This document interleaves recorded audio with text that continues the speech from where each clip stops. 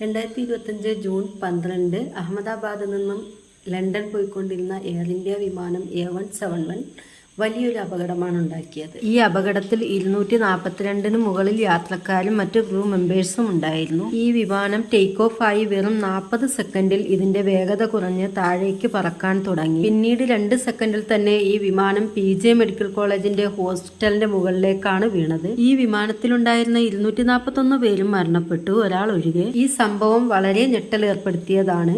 ചരിത്രത്തിൽ ഇതുപോലുള്ള ചില വിമാനത്തിന് ഇതാണ് ആദ്യ അപകടം. ബോയിങ് 787 ഡ്രീംലൈനർ വിമാനം ഒരു മികച്ച സേഫ്റ്റി റിക്കാർഡുള്ളതാണ്. ഇതുവരെ ഈ വിമാനത്തിന് ഒരു ആക്സിഡന്റും സംഭവിച്ചിട്ടില്ല. ഇത് പഴയ വിമാനമാണോ എന്ന് വിചാരിക്കും. ഡ്രീംലൈനർ വിമാനം ആദ്യമായി പറന്നത് 2009 അന്നു മുതൽ ഇന്നു വരെ ഒരു അപകടവും ഈ വിമാനത്തിന് ഉണ്ടായിട്ടില്ല.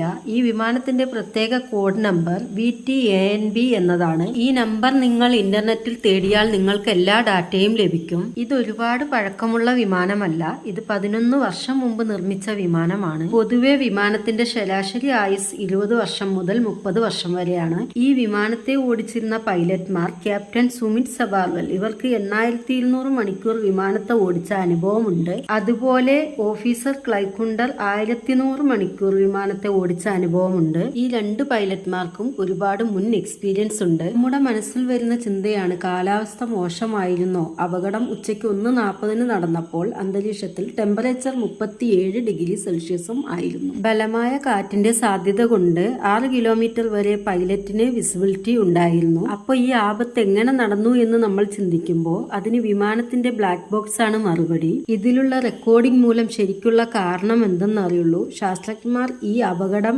എന്തെങ്കിലും മെക്കാനിക് ഫെയിലിയർ കാരണം നടന്നു കാണും എന്ന് പറയുന്നു. മെയിൻ്റനൻസ് ചെയ്യുമ്പോൾ എന്തെങ്കിലും യന്ത്രത്തിന്റെ മിസ്റ്റേക്ക് ആകുമെന്നും പറയുന്നു. എന്തായാലും ഇതിന്റെ ഉത്തരം എത്രയും പെട്ടെന്ന് നമുക്ക് ലഭിക്കും. അതിനായി കാത്തിരിക്കാം.